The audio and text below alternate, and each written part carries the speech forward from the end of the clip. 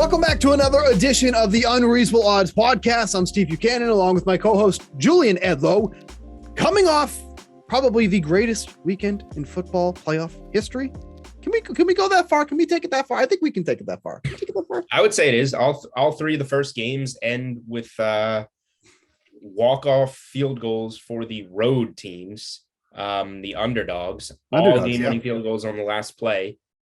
And then to top it off, we get the best game. When we think it can't get any better, we get the best game of all of them with Mahomes and Allen putting on that show and a walk-off touchdown by the home team in overtime and what was essentially a pick'em game. It was absolute insanity. And it came complete with, Ryan Tannehill barfing all over himself and costing me money and making you money. It came with the Green Bay Packers going out and scoring that touchdown on the opening drive and it never looking like they weren't going to cover until they got a blocked punt returned into the end zone. Special teams gave up 2 blocked kicks, a blocked field goal, a blocked punt, and then had 10 men on the field in an attempt to block what wound up being the game-winning field goal by the 49ers. So like these 1 seeds going down, my takeaway, I guess, from the weekend, these 1 seeds going down in hindsight had massive Achilles heels that I don't know if you could, you can handicap for Tannehill and start the game with an interception on your first throw, interception your first throw of the second half, interception on your last throw of the game. You have 9 sacks and you lose the game on a game-winning field goal. You can cap for that. I guess you can cap for special teams, but my question would be like, is the difference between the Packers and the 49ers, how many points can you give to special team units? Are you really going to not bet the Packers because they have the worst special teams and think that that's going to make the difference in the game? And it made the 100% difference in the game. So tough for Packers backers, which both of us were. And then of course it also came complete with a Tom Brady 27-3 comeback. I don't know how this stuff happens, like the Cam Akers fumble. I don't know how this stuff happens to set Brady up, but he finally didn't get one because that Bucs defense, like it was from the start of the game, was so bad and was at the end of the game giving up bombs to Cooper Kupp. I don't know how you do it, but you did. Yep. And then the Mahomes Allen stuff was just like speechless finish from just the amount of possessions that they got out of the last 2 minutes of that game. It's so funny too, because like the Bills Chiefs game started like within 5 minutes of Bucs Rams ending. And I was like so emotionally drained from the Bucs Rams game that I'm like, I don't even really want to watch this game. Like I was like, everything that just happened in that Bucs Rams game, I'm like, I gotta get ready. Yeah. And it's like, okay, no chance. You got to just go. And then that game was even topped it, which is incredible because, we almost had a story of Tom Brady coming back from a massive deficit again in a high leverage spot. I mean, to be fair, he did come back because the game was tied, but they ended up losing in the end there. So let's just get right to cash or trash it, because that's where a lot of this is coming from. I said it from day one, I'm taking the Bengals against the Titans. Titans were so excited to get Derrick Henry back. They wanted to do play action without establishing the run, and immediately gets picked off. It was like an omen for the game. It's like right when that happened, I'm like, I'm good. Yep, this is going to be fine. And the funny thing was, and I had this observation as it was going on. I think one of the things that hurt the Titans the most is that they were relying upon Henry so much, and it was clear he was not ready. I mean, he did his thing. If you have Derrick Henry available, you use him. But when they started to mix in like Hilliard, then it was so obvious who should be the running back in this game, the RB1 in that game. And they could not get away from that, because every time they swapped, it was evident who was at running back, because they look the same from behind. They have like the same dreadlocks. You can't even tell who it is. Sometimes they look exactly the same, but it was so obvious who the better running back was in that game. Bigger man. He is a bigger man, but if you look at real quick, you can't tell the difference, especially from the side profile. That being said, Burrow just does this thing, man. And now it's going up against Patrick Mahomes. The entire world is going to be on the Chiefs. Understandably so, but I'm riding the Bengals until this is over. So cash Bengals. It was unfortunately also in a parlay with the Packers. So I'll just do a cash and a trash right here, right now. Had the Bengals. Had him also in the parlay with the Packers. I texted you. The hardest part was getting to the Bengals to win. Did that. Of course. I'm like, cash the parlay. Money line. Easy. Trash that because of the Packers, after looking so good on that first drive, too. Like making it look easy. Moving down the field with absolute efficiency. And then it just disappeared. It was incredible. Cash Bengals trashed the Bengals Packers money line parlay. This weekend just encompassed how difficult betting sides in the NFL is, because I liked all 4 home teams, and some of them were contrarian. And I got the Titans at -3, and I had them on some money line, and they had the ball with a chance to win the game by 3 at the end. And that was with 2 big Tannehill mistakes. 3 was the limit. 3 was the straw that broke the camel's back. So Ryan Tannehill, not enough. It's not like Burrow. Burrow was good with what he had to do, but like he didn't throw a touchdown pass. They had a running touchdown and 4 kicks. So sacked 9 times. It's just the Titans did everything except avoid making huge mistakes, and Tannehill did. So trash that. Packers, speechless. Same thing. You had it won, you gave it away on special teams. Held the 49ers without a touchdown, essentially, an offensive touchdown at least. Bucks was an air ball. Bucks was the only one that I won't complain about, but it almost won because of Tom Brady and his usual comebacks. Bucks, I was on the wrong side. I said if I was nervous about any, it was that the Rams would be the right side there getting to Brady. That was the case. Rams were 100% the right side, but Bucks almost got there, and so they gave me false hope, and I was already counting that as a loss, and then I was like, maybe not. So of course the one that I do win is the team that gives up the game-winning touchdown with 13 seconds left. Mahomes and the Chiefs. Like, how are you going to bet these games? I think this weekend might be a little easier to bet, but I don't know. I mean, it can't get more difficult. Yeah. So cash the Chiefs for me. Player props are interesting in these bigger games. Gabe Davis, by the way, went over his receiving prop by 170.5 yards. That is just absurd. Absolutely absurd. So I don't think 4 touchdowns is something you can bet on. 3 touchdowns. 3 is the max. Yeah. 3 you can bet on, and it was plus 10,000. So $100 on Gabe Davis to score 3 touchdowns pays you 10 grand. And then he just sprinkled another one on there just for fun, which would have been, I don't know, maybe 100 grand if you can bet 4. Who knows? Right. So the Gabe Davis props were the most surprising thing to me. Not that he had a good game, because he's pretty good, and they finally started playing him over Emmanuel Sanders, but 80 yards and a touchdown would have been a pretty big game. Instead, he goes for 204. So that was pretty wild. As somebody who stashed away all of his rookie cards thinking they were useless, I was quite happy with the result of Sunday's game. That was great for the card industry. You might want to do something with them. What do you think I'm going to be doing? I'm hauling out of here now. The value is at its highest, is at its peak right now. You got to sell them off. That's how you do it. That's how you do it. Agreed. All right. So that was a quick recap, cash it or trash it for the pod. We're going to chalk. We're going to talk chatter with John. That's what I try to say. Talk and chatter at the same time. We're going to talk to Johnny Avello for the recurring odds are segment, get a little insight on how the sportsbook, DraftKings Sportsbook, did this weekend. I'm going to guess it did pretty well. Oh, the dogs. Then after that, we're going to do a quick preview of the championship round, get into the 2 games there, and then we're going to wrap it up. So, as we always do, we're going to hit the music. Johnny Avello, he's coming down the aisle for Odds Are. Alrighty, and welcome into another edition of Odds Are with Johnny Avello. Johnny, welcome in. Hi, guys. Good seeing you. Good to see you, because we have an insane weekend of divisional games. to talk about. After no walk-offs in the games on Wild Card weekend, we get 4 walk-offs in 4 games on divisional weekend. I don't know what the odds for that would have been if you want to throw out a number, parlay all 4 games ending on the last play. The first 3 road dogs win on the game-winning field goals to end the game.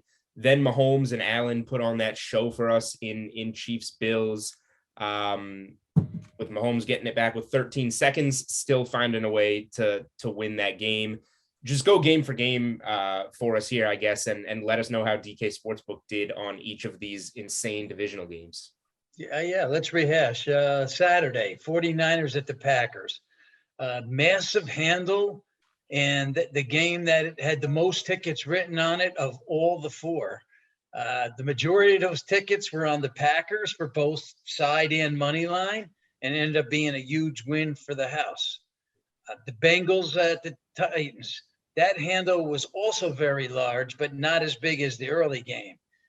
Results also terrific for the house, but again, not as good as the first game, but not much will top that first game.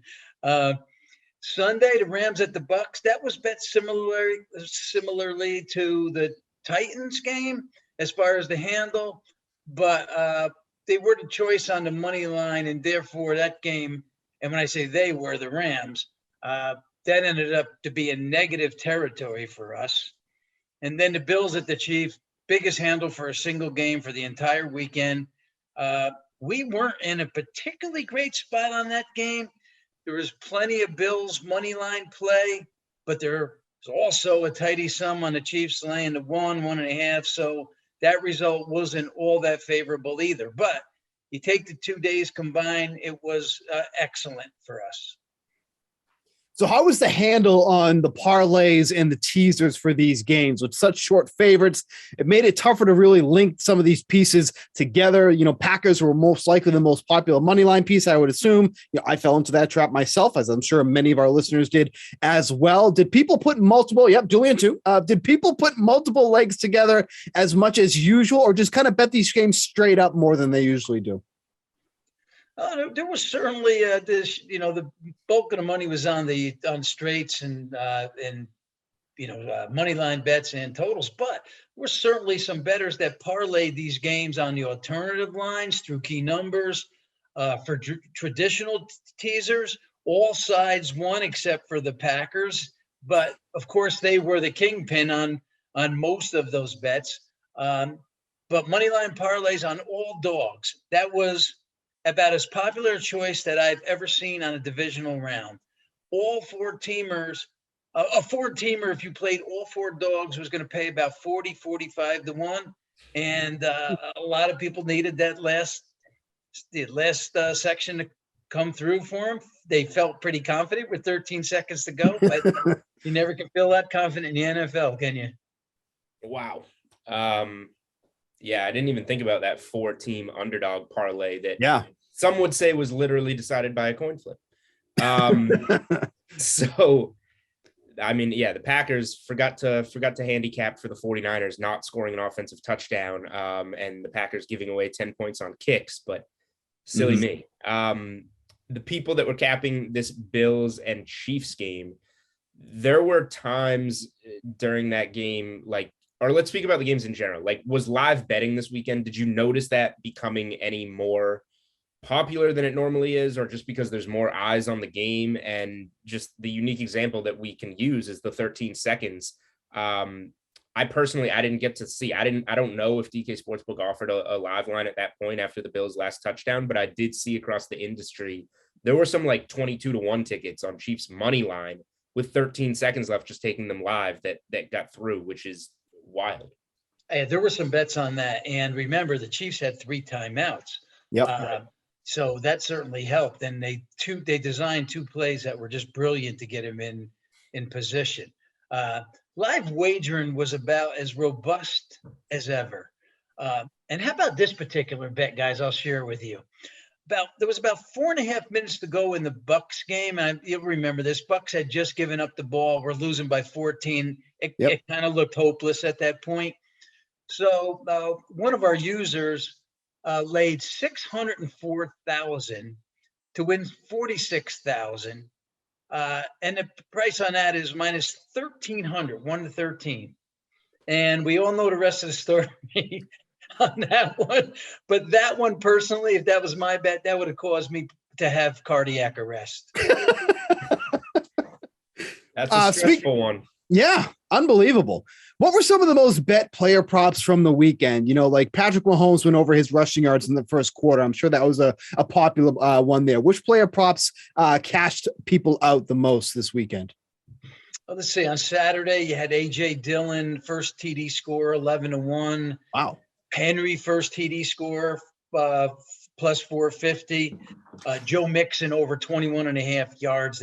Those three made the bettors money. Sunday, Devin Singletary, first TD score, 8.5 to 1. Kelsey, anytime score, you lay a dime. I mean, everybody bets Kelsey every week. And then Brady and Stafford to combine for over 600 passing yards at plus 150. That was one that took some solid action. And Cooper Kupp to score a TD anytime during the game and the Rams win. Another cash for the players. That was plus 250 or 260, I believe. It's a pretty good number. All right. So that covers that should be wild card weekend. We talk about wild. That was the wild weekend, the divisional round. But let's look forward to the championship games on Sunday. How has the early handle been as we record this on Tuesday afternoon? So we're still about 5 days away from the games. Bengals getting 7, San Fran getting 3.5 at LA. Yeah, on the side so far, it's all Chiefs and Rams, especially Chiefs. Chiefs open 6.5 point favorite. They're now up to 7. The Rams open 3.5. We're currently still at 3.5, but the Rams have taken about 65% of all the bets on the spread side, and then 71% on the money line. But Julian, you said something, very, very long way to go on these two games. So I think we're going to end up needing the dogs this weekend, but by the early action. But there's going to be so much money bet on these games. These will be the top bet games probably of all time on DK Network. Do you see much movement on either of these spreads or totals leading up to the kick? Last week, we did see some live movements as the week went on, especially in that Bills-Chiefs game. It looked like actually for a little while might get down to a pick. It was getting to that point. I don't believe it ever reached that point. But do you see any significant live movements coming up as the week goes on? Well, last week's games did move a little, but stayed very close to the opener throughout the week and closed within a half point. 2 games of the opener, 2 of the 4. One game was no change at all from the opener, and one game was 1 point from the initial opening line. So, everything kind of stayed close to where we opened them, which as a bookmaker, that's what you love to see. Where are they going this week? Hard saying. I mean, Chiefs at 7, probably see 7.5. I think this Sharps will gobble up a 7.5 or an 8 if it gets that high. The other one's probably going to stay right around that 3.5. That's where the last time these teams played, that's where that line was also. 3.5 point dogs for the Niners the last 2 times. And of course, they won both of those games. All right. So the live Super Bowl odds, or the current Super Bowl odds, we got the Chiefs at plus 120, the Rams at plus 200, the 49ers plus 450, the Bengals plus 800 on DK Sportsbook. But just going off of, since these lines opened back over the summer, what's the remaining liability on these final 4 teams left, both whether it's to win the conference or win the Super Bowl? Well, last weekend was good for us in futures because the Packers and the Titans were both pretty good size losses for us. But besides the Rams, who were also a loss for us, we're in pretty good shape to win the big one.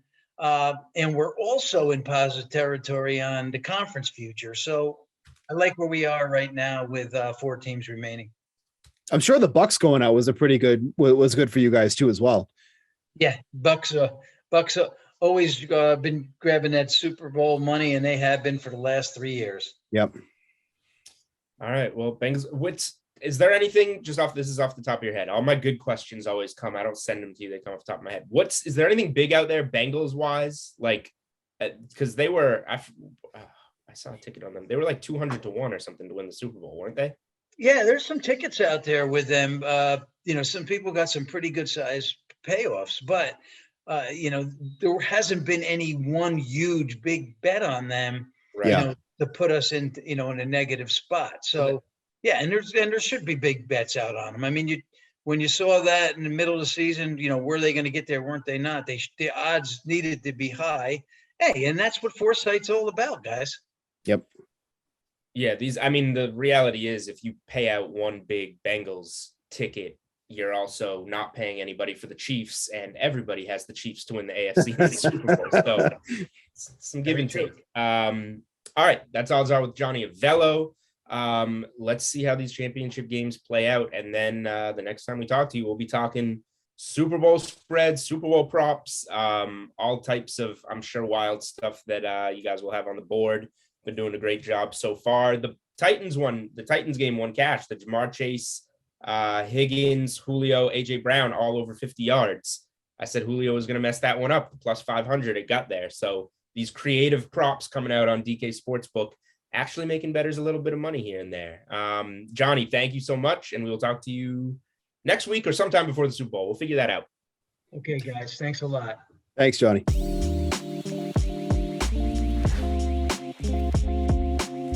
As always, thanks to Johnny Avello for joining us for Odds Are. Now we're going to do a quick preview of the two games that we have coming up for the championship round.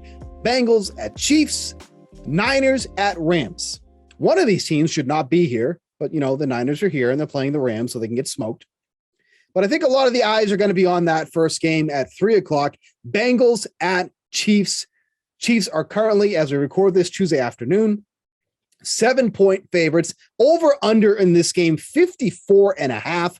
I believe that was also the total for the Rams Chiefs game last week, if I'm not mistaken. Maybe it was 52. What do you mean? You mean Chiefs Bills? Yeah, I think it was Chiefs Bills was 54. 54. Okay. So we're approaching that realm once again. And then we have 49ers at Rams. Rams 3.5-point favorites in this one. I don't know how you're not hammering that already. Over under 46 in that one. Where do you want to start here? Do you want to start with Bengals Chiefs? Yeah, that's the first game, and probably the game that most people will agree on, even though you don't. I thought the Bengals were going to be in a little over their head going on the road last week. They weren't, but they also were not particularly great. Ryan Tannehill just barfed all over himself. Now, that said, Josh Allen did a lot to this Kansas City defense, down the stretch of that game. And I think Burrow can have a good game here. Burrow, Chase, Higgins can have good games. But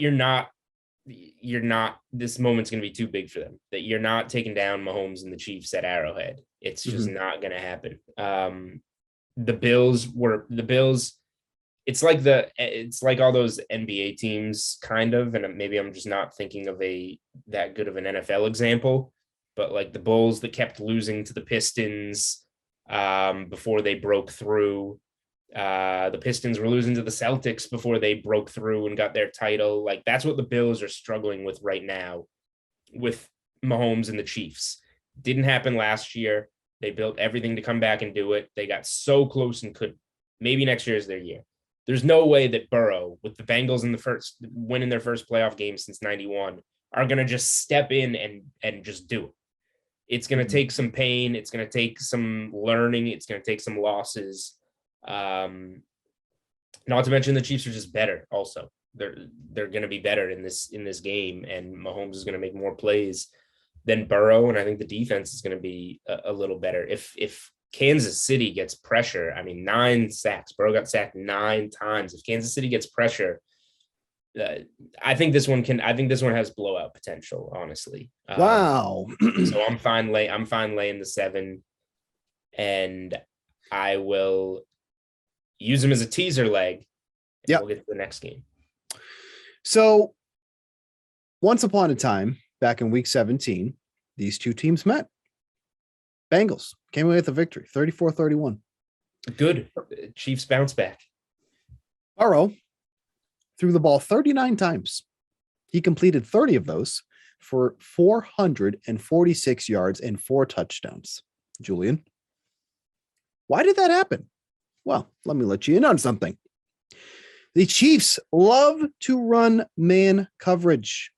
Guess who the top quarterback in the league was against man coverage? His name is Joe Burrow, averaging 8.4 yards per pass attempt. That was the best in the league. So, with that being said, if Burrow can avoid pressure, which was a massive reason why he did not throw for a touchdown in that game against the Titans, but if he can avoid the pressure, there's a very good chance that he can carve out this defense once again. Am I saying he's going to throw for 446 yards? No. But I will be happy to take the Bengals. Plus 7.5 would be great. I would love the plus 7.5 if we can get there. Get it. The seven's already at 115. Yep. So love to take them at 7.5. I think the Chiefs do ultimately win this game for a lot of the reasons that you said, but I do not think this is going to be a blowout at all. I don't think this is going to be a blowout. I think people are underestimating the Bengals once again, which has happened many times this season. But for as good as the Chiefs offense has been, and it has been stellar, I would dare to say that the Bengals offense has also been very, very good. So I would also be inclined to take the over in this game, 54.5. This could easily go in the direction of that Bills game. Although that Bills game picked up down the stretch so much. Yeah. Like if the Chiefs make that fourth down stop, the final score of that game might be 26-21 Chiefs. Sure. Definitely. No, you're totally right on that. But, even, and the amazing thing is too, for all the pressure that Joe Burrow was under last week, he still went 28 for 37 for 348 yards. That's absurd. If I told you X quarterback was sacked 9 times, how many passing yards do you think he'd have? You would not be saying approaching 350. That's insane. That is absolutely insane. Averaging 9.4 yards per completion in that game. Dude is just different. He's just different. The Bengals are good. That's why they're in the AFC Championship game. Right. I just think it's not going to go very well for them. I think that the Chiefs, the touchdown catches that Chase was coming down with in that last game were just straight down the field. If the Chiefs don't switch out of man coverage to play a little cover 2, to play some zone, things like that, that affect Burrow and get some pressure on him up front, then I don't know what they're doing. Just real quick, who do you think one of the best quarterbacks was against zone coverage? Joe Burrow is one of the best quarterbacks in the league. So yeah. But it's funny though, the 2 best quarterbacks in both scenarios, Joe Burrow, Matt Stafford. In terms of yards per pass attempt. So let me just point that out there. But Burrow, yards Stafford per pass attempt against what? Both man and zone coverage.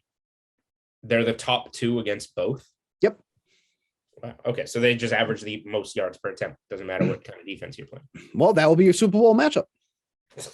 Could be. I don't think it will be. It could be. Let's talk. Go ahead. Props. Well, let's save more props for Thursday. I was going to say props are up early this week. If there's anything we want to go into, I don't think there's anything too crazy. I'm not looking at that until at least Thursday, anyways. All right. Mahomes, it's plus money for Burrow and Mahomes to pass for 600 plus yards. I think that's one of my favorite. Oh, really? Specials. What's that at? Conference specials. Mahomes and Burrow 600 plus passing yards plus 150. Okay. Yeah, I could take that. Nice little double up on your money. Double up in a little bit more. Yep. Plus 150. Get it? Yeah, double up in a little more. Okay. Niners, Rams. You love the Rams. The Rams are good. They're not great. The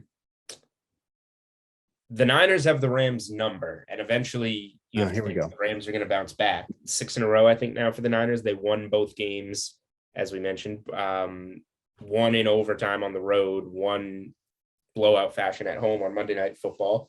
The Rams are already doing their best to not allow Niners fans to be able to get tickets to this game, which is somewhat pathetic because they're going to get tickets to this game if they want them, and they want them. So it's going to be about a 75-25 crowd again in favor of the Niners, which Stafford said caused problems last game. Niners are a little dinged up, but it all looks like good news on Debo and Kittle.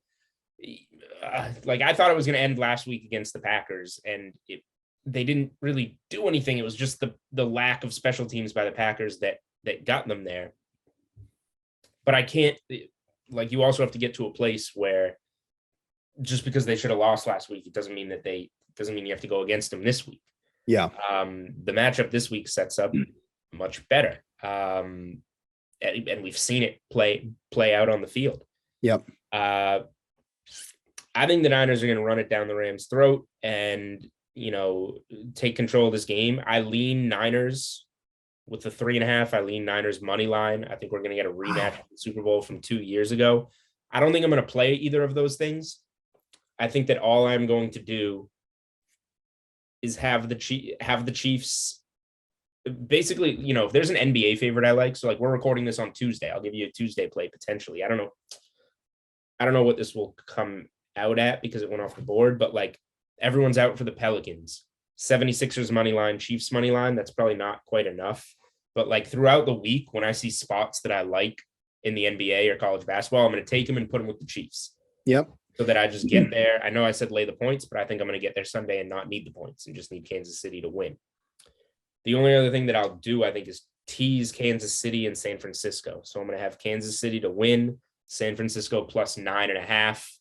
And after Kansas City wins that game, I probably just won't get involved. I'll hopefully just have my 9.5 ticket, and that's that. I don't see it being the Rams could win. They very well could win. I don't see it being more than a 1-score game though. Yeah, and especially division game, third meeting this season, it's hard to see a blowout here either way. So I'll have San Francisco plus 9.5, hopefully going after Kansas City wins.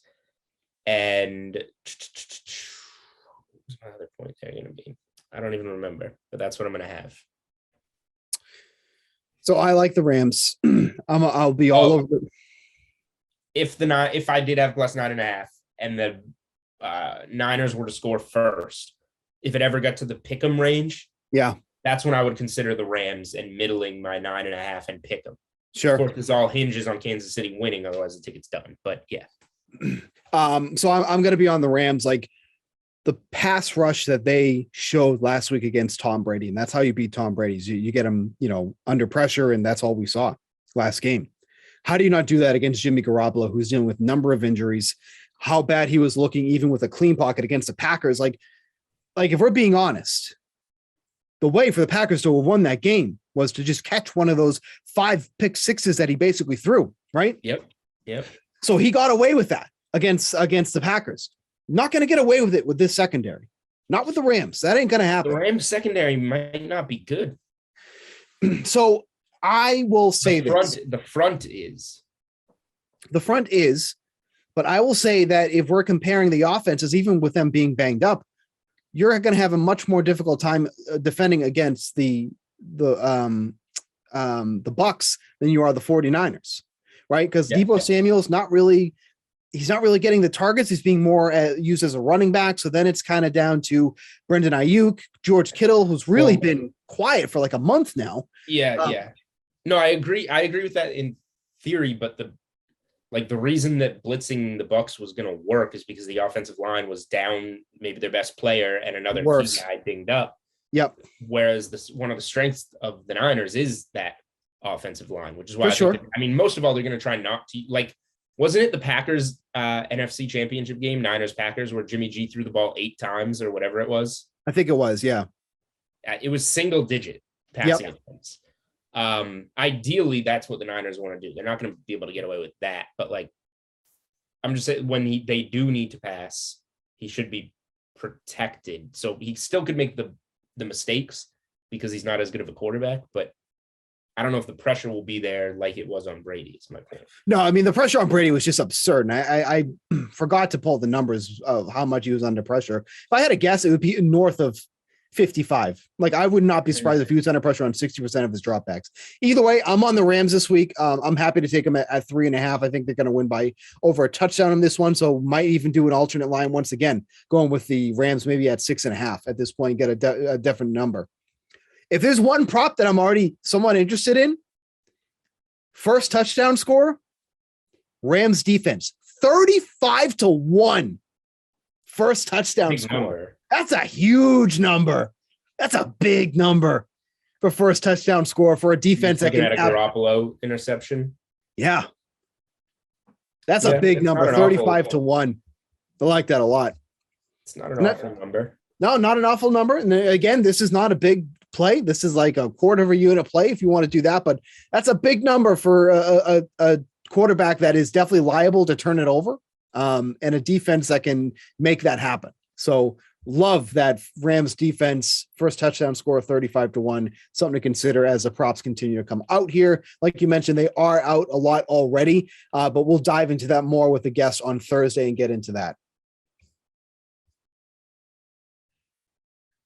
Quick and easy for you. Thursday will be the hard-hitting analysis show. Thursday, we will be back with another guest, dive into these two games. It would be great if you could get somebody from the Cincinnati area on as a guest, just a suggestion. I'd like somebody to I don't know anybody in the Cincinnati area. Yeah, we might have to figure that out. People there. We'll figure that out. Get a nice Bengals fan on. Maybe we can get Kay Adams on. She's a big Bengals fan. Maybe she'll give some good analysis. Oh, yeah. She loves Bengals. Who doesn't love the Bengals other than you? I like the Bengals. I just think it's silly to not like the Chiefs here. We said this a lot about some other teams last weekend. How did that work out? We disagree. I mean, the Titans I was wrong about the Titans, but I was talking more about the Packers. Oh, you mean we together? Yeah. Yeah. But again, that was like, that's not going to be this type of game, because that game was just decided on two special teams errors. Yeah. And that's not, it's just not going to happen again. Now, Rodgers could have been like, Rodgers didn't have to score one touchdown on the opening drive. He didn't score it, but lead one touchdown drive and then do nothing ever again. But that's encouraging, I guess, for this Niners defense going up against the Rams offense, that they could slow down the Packers like that. Yep. Or Rodgers was just done with it. Just done. Yeah, I mean, maybe he is. I think he's done. This game was being played in colder conditions. I wish they could play this one at Lambeau too. Hey, real quick, is Brady done? I think he's done. No, he's going to play another season. Did you see the comments from yesterday? Yeah. Okay. I think he's done soon.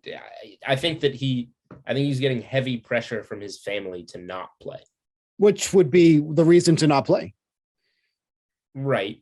But once you're done, you're done. So unless you're Brett Favre. So I was going to say, yeah.